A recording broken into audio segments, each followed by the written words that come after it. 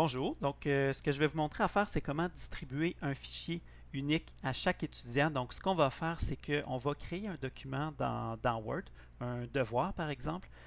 On va dans ce devoir-là utiliser des variables, donc on va aller chercher la valeur numérique de ces variables-là dans un fichier Excel.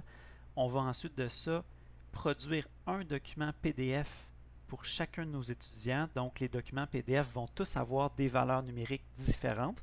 Et après ça, on va aller leur distribuer ces documents-là par Léa. Donc, plan de la présentation là, pour vous situer. Premièrement, comment utiliser le publipostage, donc intégrer des données de Excel dans Word. Ensuite de ça, je vais vous montrer comment utiliser une petite macro très simple pour générer des PDF individualisés. Pour ceux qui ne le savent pas comment faire, donc comment déposer des fichiers PDF différents à chaque étudiant sur Léa, je vais vous montrer comment faire. Si vous êtes déjà familier avec Léa, l'étape 3, vous pourrez tout simplement la sauter. Et quatrième étape, un petit conseil là ici sur l'utilisation des valeurs aléatoires dans le chiffrier Excel. Donc, moi, ce que je veux faire, évidemment, avec la formation à distance, on a plusieurs défis. Donc, ce que je veux faire, c'est envoyer un fichier PDF, un petit devoir à chaque étudiant. Donc, évidemment, pour prévenir autant que possible le plagiat, de leur donner des valeurs numériques différentes. Je vais leur demander de réaliser cet exercice-là sur une feuille de papier avec un crayon. Donc, c'est la méthode qui est habituée de faire en classe, là, donc ils devraient s'y retrouver. Prendre une photo de leur démarche et ensuite de ça, me remettre ça par Léa, donc via le module de travaux. Donc moi, après ça, je vais faire la correction. Alors, premièrement, le publipostage, comment intégrer des données Excel dans Word. Alors, la première chose, donc si vous m'avez écrit par courriel, vous avez reçu un petit courriel avec des fichiers dedans. Un de ces fichiers-là s'appelle list ici. Donc, qu'est-ce qu'on doit avoir dans le fichier list? Deux choses importantes là. En fait, la chose la plus importante, c'est d'avoir ici une colonne avec les numéros de matricule de vos étudiants. Donc, il faut absolument que la colonne ici s'appelle matricule et vous mettez les numéros de matricule des étudiants. Bon, le reste, si vous voulez, vous pouvez mettre les courriels. Donc, je vais vous montrer que ça peut être utile quand même. Le nom de l'étudiant, ça peut être une bonne idée. Donc, moi, mes étudiants s'appellent Marie Curie, Albert Einstein et bon, tous des génies. C'est moi ici le dernier. Ensuite de ça, qu'est-ce qu'on a? Donc, j'ai une colonne ici avec une valeur numérique. Ce que je vais leur demander, la question que je leur demande, c'est calculer l'aire d'un rectangle. Hein? Donc, ça fait 2 semaines là, qu'ils n'ont pas de cours. On va commencer mollo. Alors, calculer l'aire d'un rectangle. Donc, je donne une valeur pour la base, une valeur pour la hauteur. Et ici, je vais cacher cette colonne-là pour l'instant. Ouais, c'est juste faire une petite correction. On va aller chercher celle-là ici. OK, ça c'est un peu mieux. Voilà, donc ça ici, c'est la réponse numérique qu'il devrait obtenir. Donc, Marie Curie va avoir la base de son rectangle vaut 3.2, la hauteur vaut 10, puis ça devrait lui donner une réponse de 32. Alors ça, c'est le premier élément. Vous avez besoin d'une liste ici avec principalement le numéro de matricule. Deuxième étape, on va aller si encore une fois vous avez reçu le courriel, vous avez un fichier qui s'appelle devoir exemple.docm. Donc on va aller l'ouvrir.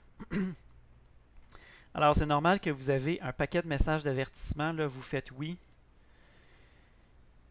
Donc ça devrait ressembler à ceci. Alors tout simplement, qu'est-ce que c'est? J'ai écrit le nom de la personne. Question, calculer l'aire d'un rectangle. Donc ça c'est ce que vous devriez avoir.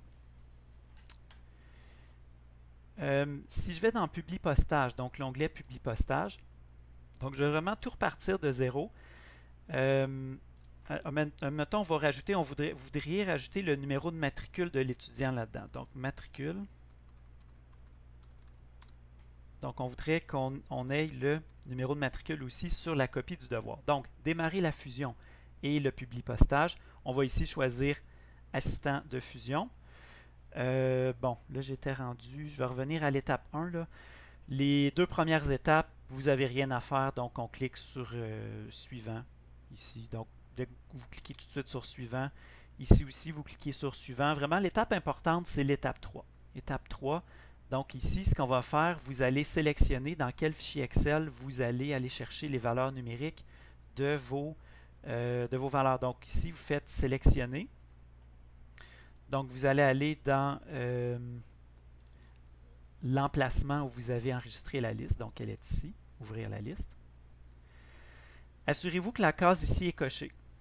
Donc la première ligne contient les en-têtes de colonnes. Ça, c'est important. Vous cliquez OK. Alors, vous allez avoir cette fenêtre-là. Donc, grosso modo, vous vérifiez que tout est correct. Donc, vous avez le nom, le groupe, matricule, tout ça. Bon, à cette étape-là, vous faites juste OK. Donc, c'est pratiquement terminé. Admettons que, bon, là, il y avait déjà une partie qui était faite. Mettons que c'est votre petit exercice, là. Insérer le numéro de matricule. Donc, qu'est-ce que vous allez faire? Vous allez faire insérer un champ de fusion. Puis on va faire ici matricule, tout simplement. Donc, les termes entre guillemets comme ça, là, ça veut dire que c'est une valeur qui va être allée chercher dans Excel. Donc, je peux faire aperçu des résultats. Ici, donc là, je peux voir le fichier que va recevoir Marie Curie. Donc, c'est son numéro de matricule, la question. La base mesure 3.2 et la hauteur mesure 10 cm. Donc, j'ai ces valeurs-là ici. On va aller voir les autres. Donc, Albert Einstein, Max Planck, et ainsi de suite. Donc, tout le monde a des valeurs différentes. Vous remarquez une chose ici, c'est que là, ici, la hauteur, j'ai 3.2. Et ici, la base, pardon, 3.2. Ici, la base, c'est le même champ. Cependant, les décimales, ben, vous voyez qu'il y a un problème. Hein? J'ai trop de décimales ici. Alors, le petit truc pour ça, cliquez dessus, cliquez sur l'élément ici, cliquez avec le bouton droit, faites basculer les codes de champ. Là, vous avez vu, j'ai rajouté ici backslash astérisque guillemets 0,00. Alors, ça vous dit essentiellement le format que vous voulez avoir pour votre valeur. Donc, je vais revenir ici, mettre à jour les champs, puis on va l'ajuster ici. OK, donc si je fais pour la base, basculer les codes de champ. Alors, je vais rajouter ça ici. Donc, 0, 0. Et on revient ici, mettre à jour les champs. Donc, si je vais voir mon aperçu des résultats, vous voyez que je suis revenu ici avec le bon nombre de décimales. OK? Donc, dans l'exemple que vous avez normalement dans le fichier, si vous allez voir hauteur, j'ai mis plus de décimales. OK? Donc, j'ai mis ici, on est à 2 décimales. Donc, vous pouvez jouer avec ça là, pour aller chercher le nombre de décimales requis. Donc, la dernière petite étape, c'est comment créer des PDF. Donc, si vous êtes familier avec le publipostage, ben, malheureusement, vous savez qu'il n'y a pas l'option dans Word de créer des PDF séparés. Ce qu'on va faire, c'est on va aller chercher notre macro. Donc, vous avez besoin de l'onglet Développeur. Si jamais vous ne l'avez pas, Fichier, Options, ici, personnaliser le ruban. Et vous allez cocher développeur. Donc, vous assurez que ça c'est coché. Faites OK. Donc, vous allez dans l'onglet développeur et normalement, si vous avez ouvert le fichier, lorsque vous allez cliquer sur Visual Basic ici, vous allez avoir à peu près ceci. OK. Donc, si jamais vous ne l'avez pas, je pourrais vous montrer à la fin du vidéo comment faire, là. Donc, vous allez avoir à peu près ceci. Alors, les éléments importants ici, là, les choses à ne pas vraiment toucher, là, travaux. Donc ça va créer vos fichiers dans un dossier travaux. Ça va utiliser la colonne non dans le fichier Excel. Alors si je retourne dans Excel ici, je le précise, là, vous avez aussi besoin que les noms soient précisés. Il faut que la colonne, ça s'appelle vraiment non. Si vous voulez que ça fonctionne avec la macro ici, vous avez aussi besoin de la colonne matricule. Donc, qu'est-ce que ça va faire? Je vais aller vous montrer le... Ici, moi, j'ai un dossier travaux. Vous voyez qu'il est vide. le dossier est vide. Donc, il est vide. Alors, ce que je vais faire, je vais juste aller exécuter la macro. Donc, pour faire ça, vous pouvez faire enregistrer et vous pesez sur Play. Là, si vous avez 30-40 étudiants, là, attendez-vous que votre ordinateur travaille fort. Donc, on a un petit peu de temps pour le faire. Moi, donc je pèse. J'arrête le vidéo le temps que je le fasse. Donc, j'ai reparti le vidéo. Ça m'a pris, là, j'avais quoi, 5 personnes dans ma liste. Ça a pris à peu près 30 secondes. Donc, on va aller voir ensemble dans le dossier travaux. Et j'ai maintenant 5 PDF, donc un PDF ici pour Marie Curie, fait qu'on peut l'ouvrir. Alors vous voyez que Marie Curie, le numéro de matricule, l'aire du rectangle, donc 3,2 cm, 10 cm pour la hauteur, et c'est bien ce qu'on avait dans notre fichier Excel ici. Donc 3,2, 10 pour la hauteur. On peut aller en voir, bon, vous pouvez aller voir les autres, là. Donc, ce qui est intéressant, c'est qu'on a le nom, le numéro de matricule et chacun a des valeurs numériques différentes. Donc, la dernière étape, si je retourne à ma présentation, est ici. Ça, c'est fait. Excusez, je n'ai pas montré ma diapo. Générer des PDF individualisés, c'est fait. Les déposer sur Léa. Alors, si vous êtes familier avec la plateforme Léa, c'est beau. Pour vous, la formation s'arrête ici. Sinon, alors, il faut savoir qu'avec Léa, il y a moyen de déposer ces fichiers-là. Donc, ils vont être envoyés à l'étudiant dont voici le numéro de matricule. Donc, pour ça, qu'est-ce qu'il faut faire? Je vais juste supprimer ça. Vous avez besoin d'un dossier qui s'appelle Travaux et vous allez créer un dossier compressé. Ici, il faut que ce soit un .zip. Vous allez sur Léa. Vous allez sur Léa. Il est ici. Donc, sur Léa, vous allez créer un travail. Donc ici, vous allez dans distribuer un nouvel énoncé. Donc, vous allez entrer le titre et tout ça. Donc, ça, c'est ce que moi j'ai fait là, pour un de mes groupes. Alors, je l'ai appelé devoir formatif. Ça peut être une bonne idée de faire une première évaluation purement formative pour que les étudiants se pratiquent à aller télécharger là, le fichier. Donc, j'ai mis ici du texte. Hein, vous pouvez mettre ce que vous voulez dans l'énoncé. Maintenant, ce qui est important, il faut absolument que ça ici, ce soit coché. Alors, les travaux des étudiants seront remis par Léa. Donc, pour l'option dont on va se servir, là, il faut que ça se soit coché. Vous cliquez sur transmettre. Donc, ce qui va arriver, donc vous allez avoir ici, je l'ai appelé devoir formatif. Ce qui va nous intéresser, c'est travaux remis. Donc, si vous venez juste de créer le travail, vous allez avoir évidemment 0 étudiants sur 20 l'ont remis. Moi, il y a déjà des étudiants qui l'ont remis. Donc, on va aller cliquer ici sur travaux remis. J'ai rapetissé la fenêtre là, pour cacher les numéros de matricule, les informations de mes étudiants. Donc, ici, on a cliqué sur combien d'étudiants avaient remis ce travail.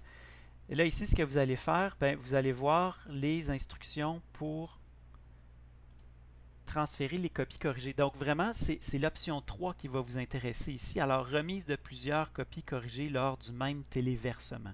Alors, tout ce que vous allez faire, vous allez cliquer sur Parcourir ici et vous allez aller chercher votre fichier travaux.zip. Donc, vous cliquez ici, vous cliquez sur Ouvrir ici et vous allez cliquer sur Transmettre. Donc, dans la partie copie corrigée, c'est à cet endroit-là que l'étudiant va pouvoir aller chercher son énoncé. Je suis d'accord que ça fait un petit peu bizarre d'aller chercher son énoncé de devoir dans la copie corrigée. C'est la seule façon que j'ai trouvé sur Léa d'aller distribuer en batch un fichier différent à tous les étudiants. Donc, l'étudiant pourra aller ici le chercher. Moi, je leur ai expliqué par Mio, ça c'est quand même bien fait. Et vous allez pouvoir ici aller chercher, si vous voulez, la copie, donc le fichier que l'étudiant aura remis. Dernière partie, utiliser des valeurs aléatoires. Alors, ça, c'est juste une petite mise en garde. Si vous allez dans Excel, donc j'ai généré ici des chiffres aléatoires. Donc, je voulais des nombres décimales, des nombres à virgule là, entre 2 et 4. Donc, c'est la fonction ici. Il faut faire attention parce qu'à chaque fois que vous changez quoi que ce soit dans votre feuille de calcul, fait que j'écris un A ici, vous voyez que les nombres se réinitialisent. Alors, ça, c'est vraiment pas pratique. Si jamais vous voulez savoir exactement qu'est-ce que vous avez envoyé à chaque étudiant, ben, vous ne voulez pas que ça change dès que vous... voyez, je fais juste changer la largeur d'une colonne, puis ça a changé. Donc, moi, ce que j'ai fait ici, c'est que j'ai pris ça. Donc, j'ai généré des nombres aléatoires. J'ai fait copier, donc CTRL-C. Puis donc, vous faites juste ici coller les valeurs. OK? Donc, à ce moment-là, ça ici, ben, ça ne changera plus si vous manipulez votre feuille Excel. Donc, c'est ça les chiffres là, qui étaient ici. Bon, je terminerai avec deux petits bonus. Je ne les avais pas annoncés, là. Premièrement, envoyer par courriel. Bon, si vous voulez, là, je vous le montre comment. Publie postage. Si jamais vous avez une ligne avec courriel ici, donc vous avez les courriels de vos étudiants, souvent sur Omnivox, vous pouvez les avoir. Donc, vous pouvez dans le publie postage ici, si je reviens dans mon document, terminer et fusionner. Faites juste envoyer des courriers ici. Donc, ici, dans l'option A, donc c'est quoi ça ici, l'option A? Ben, vous voyez que ça, c'est les titres de mes colonnes dans mon fichier Excel. Donc, moi, je veux l'envoyer à la colonne qui s'appelait courriel, ici. L'objet, ben, vous écrivez ce que vous voulez, là. Test, ça, c'est vous qui le faites. Format des messages, laissez-le en HTML.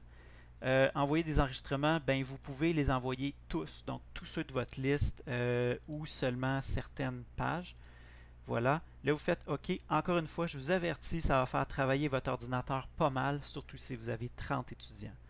Donc, vous pouvez le tester, l'envoyer à vos collègues. Donc, ils vont recevoir. Ça fonctionne quand même assez bien. Là, ils vont recevoir exactement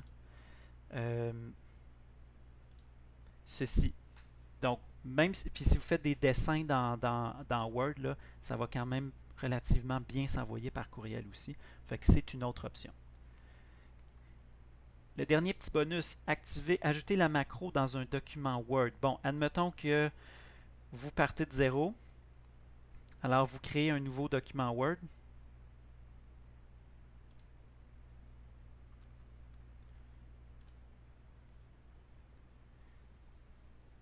Alors, comment je fais pour aller ajouter la macro? Demandez en tout cas, je l'ai envoyé aussi par courriel, mais bon, est ici macro pour publier postage. Alors, vous prenez ça, vous sélectionnez tout, CTRL-C.